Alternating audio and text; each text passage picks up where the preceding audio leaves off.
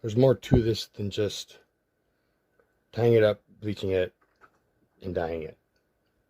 This is probably the more dangerous aspect of tie-dyeing for me. First off, don't do this indoors. I would highly suggest not to.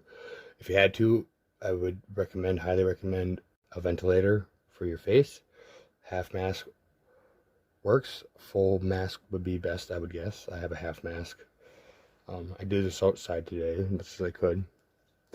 Gloves, any kind of glove, disposable gloves are going to work. You can take them off, put a new one on. You're going to want gloves for sure, either way, inside or outside. Safety goggles, if you want to go safety goggles, that's not going to hurt either. It's going to hurt not having it if it gets you in the eye pretty good. I do the shirt dry because I think that it doesn't allow the bleach to penetrate as far in as if it were going to be wet. And I think you might be able to get tighter knots on a dry shirt. And really, it's up to you where you want it. I went for, I started at the shoulder, and then I did there in the middle, and then I went over here into the corner. Pinched at the shoulder right here.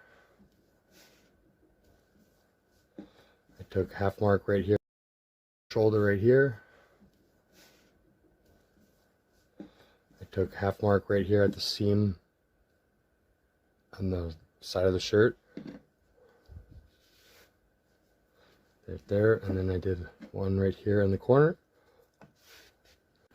I always just go with whatever my head tells me to do at the moment. For a shirt, it's not going to matter so much if you do it the shirt inside out or not. The little thing right there. This is the best thing I have made to tie with yet. I don't like tying with the rolls they come on because it will F up and you'll waste half your roll. And I'm sick and tired of wasting my rolls.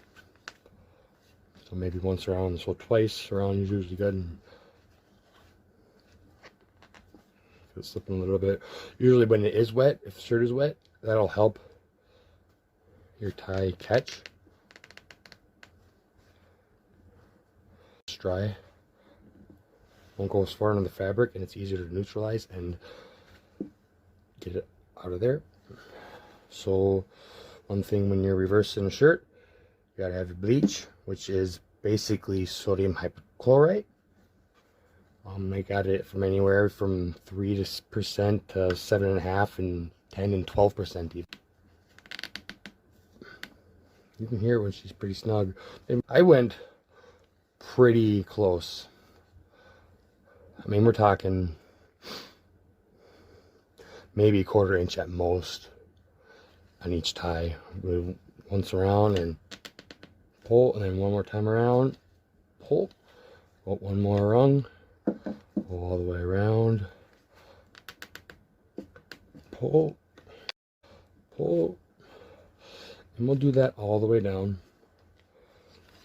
If you want to get a couple extra loops in there, go for it. It's kind of, you know, like that.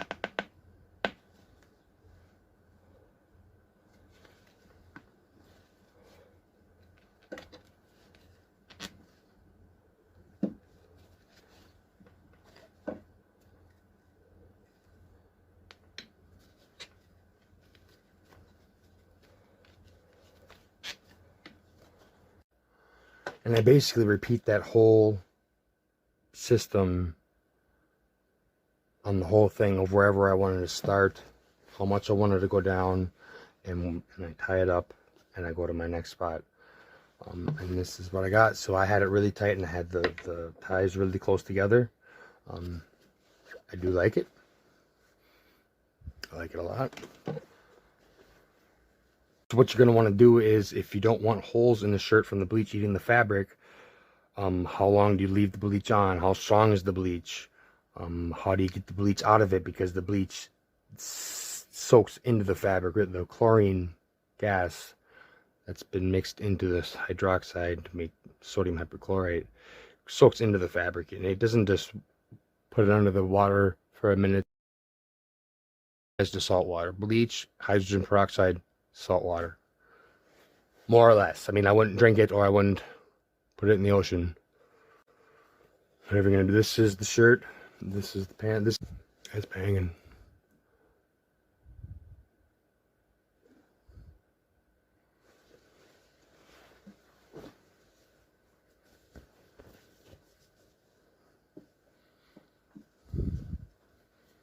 No holes.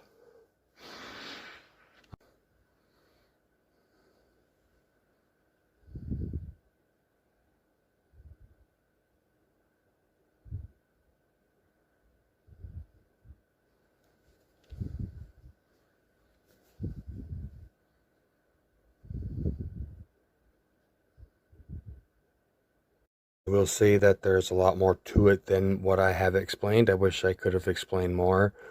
Maybe I will in a more in-depth video when I do it in actual real time. Yeah, there's a lot more to it, I guess. And what I say isn't set in stone. This is, I would recommend do your own research. This is just from what I have done, and I have done it many different ways, and I've had different results with each different way. So you definitely got to mess around with it, play with it, and if you have any questions, feel free.